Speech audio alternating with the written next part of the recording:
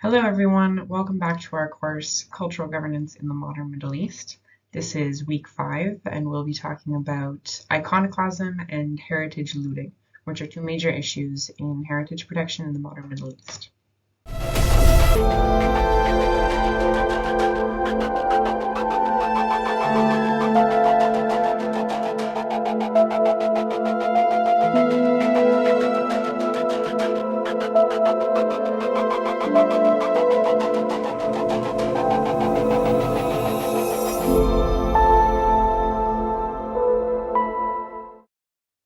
I will discuss definitions of looting and iconoclasm, specifically what those mean, on the next slide. But these are two major issues, particularly in the protection of heritage during times of armed conflict. So that's what we'll be talking about today. Based on our readings, the two suggested readings for this week, we'll look at case studies from Egypt and Iraq. The case study from Iraq focuses on ISIS, and in this case study, the issue of iconoclasm will be predominant. We'll also look at how ISIS funds themselves and where the proceeds of the antiquities trade go, and briefly discuss the notion of communal sharing of heritage sites that are claimed by multiple communities. We'll then look at possible solutions for the antiquities trade, the illicit antiquities trade. So where should antiquities protection legislation be prioritized? What are some possible solutions that have been proposed? And where can we go looking forward? So the two main terms for this week are looting and iconoclasm. So first, looting. When I say looting, I mean archaeological looting, which is the illicit removal of antiquities and artifacts from archaeological sites. This can also apply to museums, so the looting of artifacts from museums. This is in contrast to the notion of looting that occurs during civil unrest, like looting of businesses and stores. So we're discussing this specifically in the context of antiquities and artifacts. The other term is iconoclasm, which you might be familiar with. It refers to the deliberate destruction of images and objects which represent figures, either human, mythical, or divine. And ISIS, as we will discuss in a couple slides, they are iconoclastic, which means they destroy statues and images of people and figures because they don't align with their ideology. So our first article for this week is by Michelle Fabiani. It's one of my favorites. I hope you enjoyed it also. She studies the relationship between antiquities looting and conflict in Egypt over the course of 2 decades.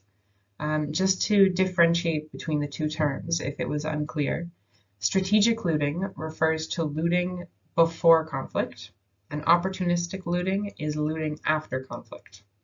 And I think a lot of people, when you think of looting of antiquities during conflict, you imagine the conflict happens and then it creates the opportunity to loot artifacts. But what she found in her case study is actually the reverse was true. The strategic looting occurred more. So there was, in her words, a vacuum of social order, which would later lead to civil unrest and conflict, but in the interim, it allowed for the looting of antiquities from archaeological sites and museums. Another one of her conclusions is that she wants more quantitative studies in the field, so less research based on anecdotal evidence and more sort of hard figures and facts. Our second article for this week is equally interesting. And some of the material discussed in this case study you may have actually seen on the news because it's a very contemporary issue.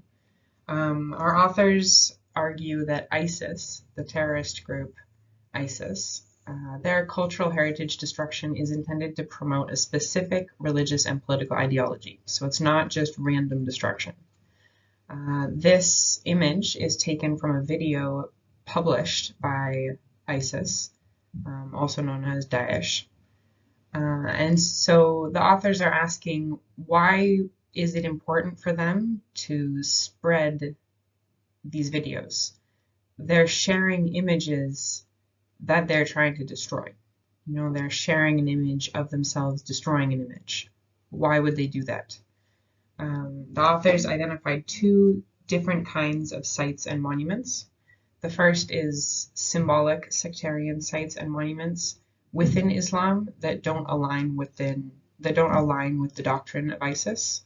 So it's the wrong kind of Muslim for ISIS. It doesn't align with their specific ideology. And the second type of attacks are on pre-monotheistic culture and heritage from pre-monotheistic societies, like Mesopotamia, Greece, and Rome, that had multiple gods. And these attacks, the authors write, are also intended to serve as a sort of proxy battle against the West, because as ISIS is destroying these sculptures, they're also destroying the symbol of Western colonialism and imperialism in the Mediterranean and Middle East.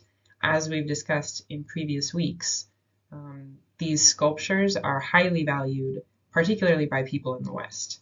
And so destroying them is sort of a symbolic attack on Western greed. Another important thing to note is that many of the sculptures destroyed in this particular video at the Mosul Museum, these were actually plaster casts and replicas. Many of them were not authentic ancient sculptures and artifacts. Those were actually taken and sold on the black market, and the money was used to finance other ISIS activities. The sale of antiquities, the illicit sale of antiquities, of course, is very hard to track because it's illicit, it's covert, it's like trying to track the illicit drug or arms markets. But it's believed that the sale of antiquities by ISIS is one of their main sources of funding. So Ronald Clark has written this research paper on motivations behind the illicit antiquities trade. If you're interested, I would recommend it. You can let me know if you would like to read it, and I can send you a copy. You can also use it for your final research paper if you would like, your response paper. Clark argues that objects are most likely to be looted and trafficked when they align with the craved principles, which is an acronym he came up with, sort of an easy way to remember what makes antiquities desirable, particular antiquities. They should be concealable, removable, available, valuable, enjoyable, and disposable. And so if you are working with these principles, we understand that smaller antiquities are looted more often, for the first reason being that they are, like, there's more of them. If you are a looter and just sort of going through a site, you're more likely to find small objects like coins, small jars, small statues, votive figurines. You're much more likely to find these things than large sculpture. And then the second reason is that they are more easily transportable. You can smuggle them out of the country easier. Of course, these principles also suggest that objects are more likely to come from areas with conflict or civil unrest because there are less restrictive regulations in place on exports, or that the restrictions that do exist are not enforced consistently. And so these are just sort of some general ideas about the illicit antiquities trade to explain why objects are looted and then why they are bought later in the supply chain. In the supply chain of the illicit antiquities market, there are three different kinds of countries. There are source countries, transit countries, and market countries. And I'll go through each to kind of explain what that means. So source countries are countries where archaeological looting occurs, the source of the antiquities. Objects are typically smuggled out of the country and then sold abroad. Some of these countries we've discussed: Iraq, Egypt, Syria, Greece, Italy, elsewhere in the Middle East, also many places across Africa, and also Southeast Asia. Essentially anywhere where there are antiquities to be found, this could be a source country, because the market for these antiquities is likely outside of the country, generally in the West, too, in North America and Western Europe. And so some people, when they're considering antiquities protection legislation, they should say that legislations should target source countries. So target the looters and the individual people pulling the objects from the ground, and that if we eliminate the supply, this will eliminate demand as well.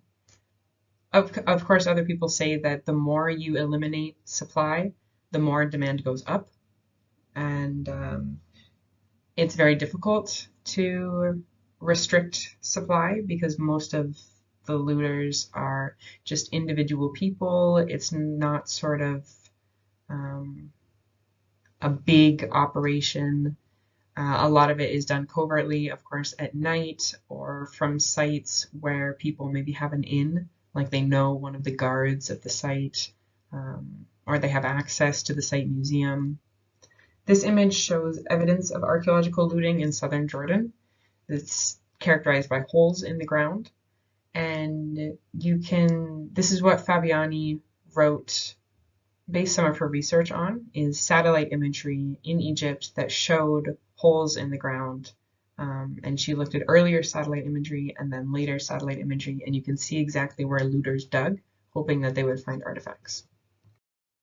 The second category of country is transit countries, and these are sort of the middleman between the source country and the market country. Greece and Turkey, for instance, are transit countries for Middle Eastern antiquities. Antiquities from Syria and Iraq are often smuggled across the land border or sea to Turkey or Greece, and then they move on to Europe and North America. Switzerland is also a transit country due to free ports. The Geneva free ports are sort of notorious for this, and they specialize in art and artifact storage. I mentioned a case study a couple weeks ago. It's a book called The Medici Conspiracy. I would really recommend it if you're interested in this topic, because it's about several members of the Medici family. They worked as middlemen between looters in Italy and buyers in Britain and the US. And they used the free ports in Geneva. And so they smuggled artifacts to Switzerland, and then from there on to auction houses like Sotheby's, Christie's, and Bonhams, who then later sold them to the Met Museum in New York, the Getty Museum in Los Angeles, the British Museum.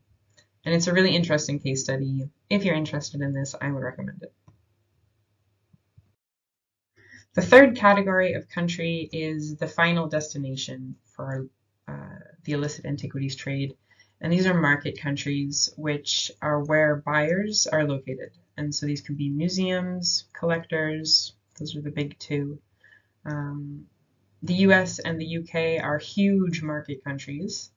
Most of the illicit antiquities that are excavated in the Middle East later end up in the US and UK. And as I mentioned, the Met, British Museum, and J. Paul Getty Museum have been in the news a lot, partly because of the Medici conspiracy, but also from other cases where it was found that they purchased antiquities which had unclear provenance. And provenance is a history of this object's ownership. Ideally, you want to be able to track an object from its legal excavation by permitted parties to storage, conservation, maybe auction house first, and then each subsequent dealer. This is provenance, and it's very important to make sure that you don't purchase an object that was looted.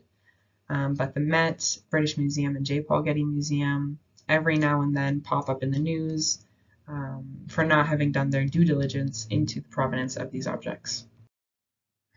This image on the left of the slide offers a really simplified overview of the illicit antiquities trade, of the structure. On the left in the green column, we have many figures. This represents the many individuals at the lowest level who find the objects in the ground. They then sell those to local dealers. This is the blue column. The local dealers either sell them to a dealer in a transit country or consign them to an auction house. This is the red column. And then once it's in the hands of the dealer or auction house, then the yellow column, these people, the final buyers, museums and collectors, that's where they get it from. So where should antiquities protection legislation be targeted? Which column should we prioritize when you're trying to eliminate the illicit antiquities trade? There are a lot of different suggestions that have been pitched by people. If you're interested in reading more, I would suggest this article by Simon Mackenzie. He suggests that all involved should be held responsible, and he proposes measures for increasing accountability and also reducing the frequency of looting and also reducing demand. It's a little idealistic to assume that we have the resources to do that, or to assume that source countries, for instance, Iraq, Syria, Egypt, that they would have the resources to really crack down on looting, which again happens at a very local level, often in the middle of the night. It could happen anywhere. How could they be expected to eliminate this local level looting? Transit between countries is one possible place that we could implement stricter antiquities protection legislation to educate border agents so that they know what to look for, particularly in transit countries. And then, of course, stricter legislation for the final buyer. So collectors or museums who are found later to be in possession of illicit antiquities. However, by that point, there's already so much that's been lost about the object that we'll never get back. I talked about provenance.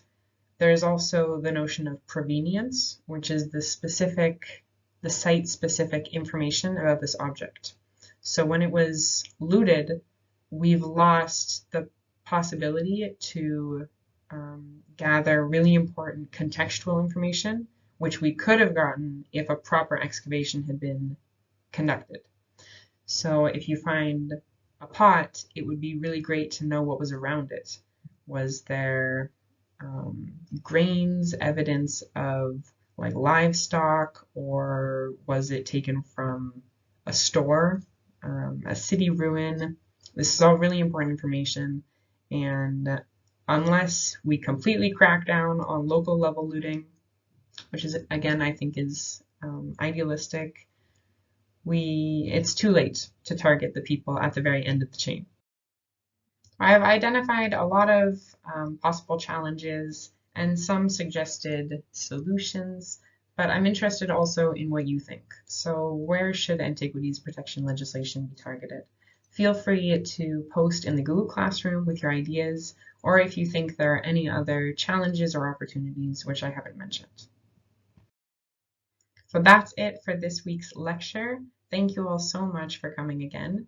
And I will see you next week when we will talk about decolonizing heritage studies. This is our final reading for the course. You can find it on Google Classroom. And as always, please feel free to email me or post in the classroom if you have any comments, questions, or thoughts about the material.